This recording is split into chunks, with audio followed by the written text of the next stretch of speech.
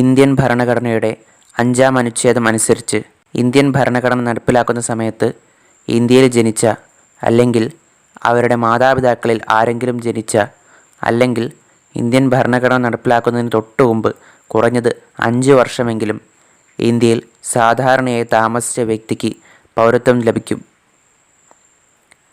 ഇന്ത്യയുടെ ഭരണഘടന നടപ്പാക്കുന്ന വേളയിൽ ഒരു വ്യക്തിക്ക് ഇനിപ്പറയുന്ന നിബന്ധനകൾ പാലിക്കുകയാണെങ്കിൽ അയാൾ ഇന്ത്യൻ പൗരനായി കണക്കാക്കപ്പെടും. ഇന്ത്യയിൽ സ്ഥിരതാമസമുണ്ടായിരിക്കണം. ഇന്ത്യയിൽ ജനിച്ചിരിക്കണം. അദ്ദേഹത്തിൻ്റെ മാതാപിതാക്കളിൽ ആരെങ്കിലും ഇന്ത്യയിൽ ജനിച്ചിരിക്കണം.